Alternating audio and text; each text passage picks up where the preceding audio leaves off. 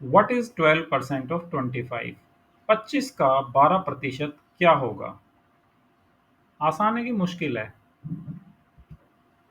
चलो अब ये देखते हैं। What is 38% of 50? 50 का 38% क्या होगा? इसको निकाल सकते हैं आसानी से। चलो अब ये देखते हैं। What is 68% of 75? 75 का 68% क्या होगा?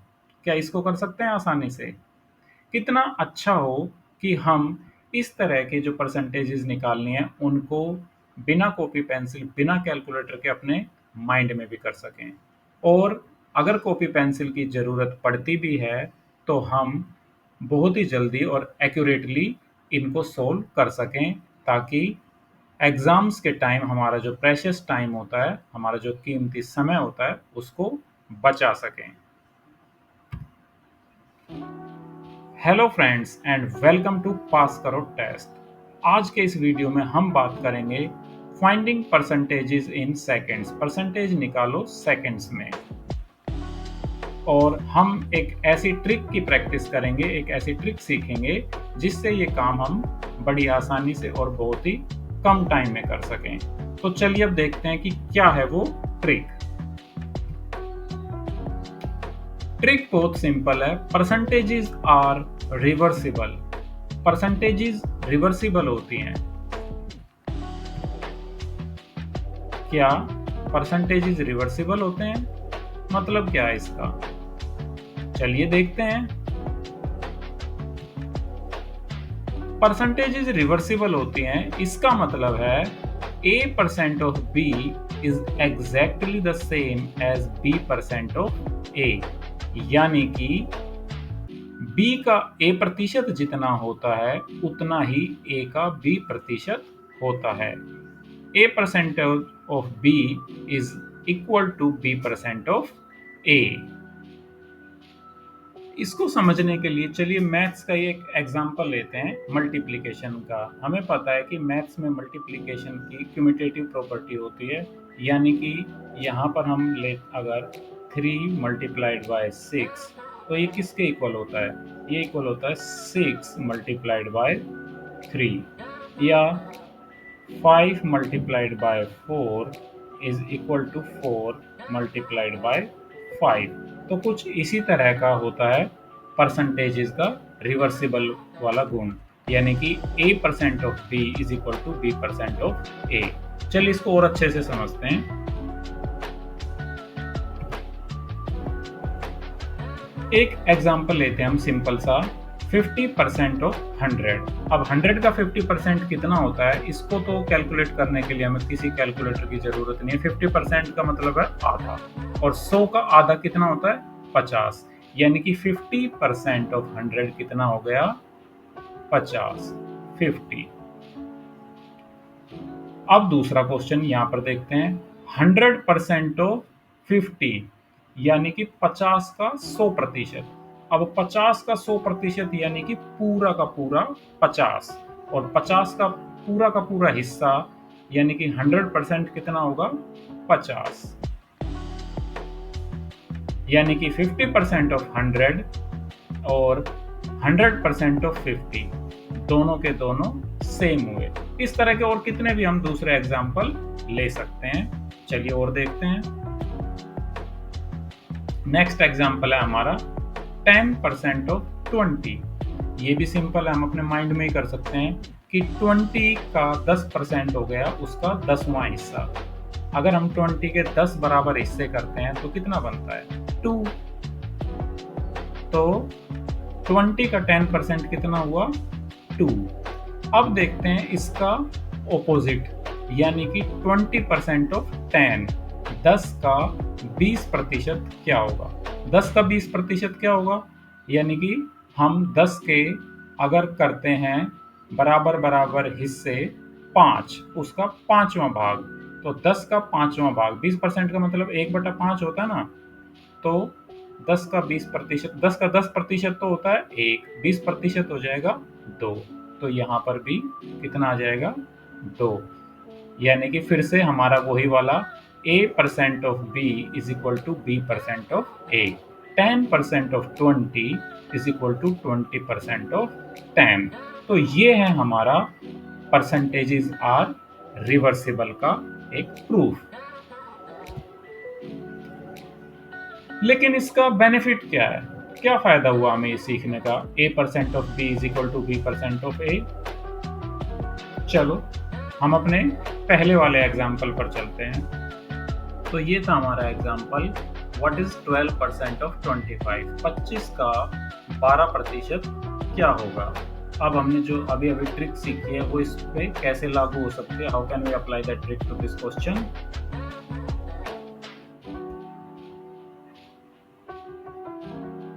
12% of 25 is equal to 25% of 12, यानी कि 25 का 12% और 12 का 25% दोनों बराबर होते हैं।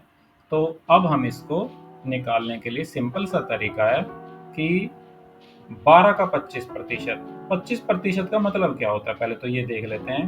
25% यानी कि 100 के 4 बराबर हिस्से करते हैं हम, तब आता है 25। 100 divided by 4 is equal to 25, यानी कि किसी संख्या के अगर हम 4 हिस्से कर दें तो 25% निकल आता है। तो अब ये है 12 का 25% हमने निकालना है, तो 12 के हम 4 बराबर हिस्से कर दें। 4 बराबर हिस्से का मतलब हो गया कि 12 को 4 से भाग कर दें, और ये हम अपने माइंड में भी कर सकते हैं, 12 भाग 4 यानी कि 3। 12 का आधा 6, 6 का आधा 3, तो ये हमारा चौथा हिस्सा 1/4 निकल आया। और अब हमें पता है कि 12 का 25% यानी कि 25% ऑफ 12 उतना ही होगा जितना 25 का 12% होता है, यानी कि ये भी 3 ही होगा। तो ये हमारा अब निकल आया 25 का 12% कितना होता है, 3। हमने अपनी उस वाली ट्रिक को कि परसेंटेजेस आर रिवर्सिबल यहाँ पर अप्लाई कर दिया। चलो एक और एग्जांपल देख लेते हैं।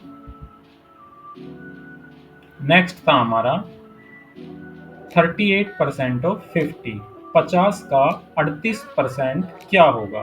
अब फिर से देखो, 50 का 38% निकालना तो ऐसा लग रहा है मुश्किल सा कि कैसे निकालेंगे 50 का 38%, लेकिन अभी हमने जो ट्रिक सीखी थी उसको यहाँ पर भी अप्लाई कर देते हैं।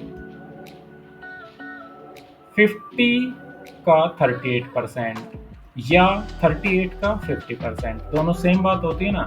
अब 50% का क्या मतलब होता है, 50% का मतलब होता है 2 बराबर हिस्से यानी कि आधा हिस्सा।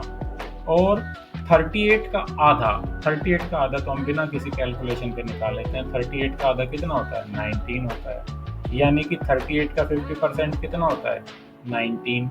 तो इसी तरह से 50 का 38% भी कितना होगा, 19 ही होगा। हमें हमारा आंसर मिल गया, और क्विकली मिला, एक्यूरेटली मिला। चलो अगला एग्जांपल एक जो लास्ट था वो भी देखते हैं हम। 75 का 68%। अब फिर से वही बात है कि जब हम 75 का 68% निकालने के बारे में सोचते हैं तो बड़ा मुश्किल सा लगता है, लेकिन अगर हम इसको पलट दें, रिवर्स कर दें इसको, तो ये हमें आसान लगने लगेगा। तो ये हमारा थर्ड एग्जाम्पल फिर से, व्हाट इज 68% ऑफ 75, यानी 75 का 68% क्या होगा। हमने इसको क्या किया, रिवर्स कर लिया। हमने 68% ऑफ 75 को इक्वल कर दिया 75% ऑफ 68। अब हम जानते हैं कि 75% कितना होता है।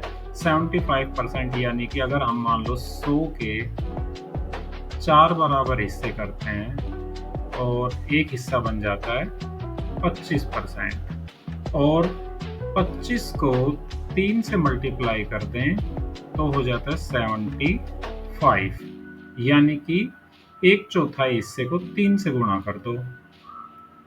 अब 68 का 75% कैसे निकालें। 68 का आधा कितना होता है, 68 का आधा होता है 34, और 68 का 1/4 कितना होता है, यानी कि आधे से भी आधा। 64 का आधे से भी आधा होता है, ये आधा था 34, तो 34 का भी आधा, 34 का भी आधा कितना हो जाएगा, 17। यानी कि 64 का 1/4 हो गया 17, 25%। 68 का 25% आ गया 17, और अगर हमने निकालना है 75% तो 17 इंटू 3 इज इक्वल टू 51, यानी कि 68 का 75% हमारा आ गया 51। और इसी तरह से 75 का 68% भी कितना हो जाएगा 51।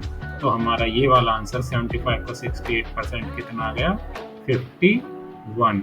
और ये जो कैलकुलेशन हमने की है यहाँ पर, ये हम अपने माइंड में भी सिंपली कर सकते थे कि 68 की 3/4 कितनी होंगी। 68 का आधे से आधा 17, और 17 को 3 से गुना किया 51, 51, तो वो 3/4 हो गया 68 का। तो इस तरह से ये हमारा आसान हो जाएगा।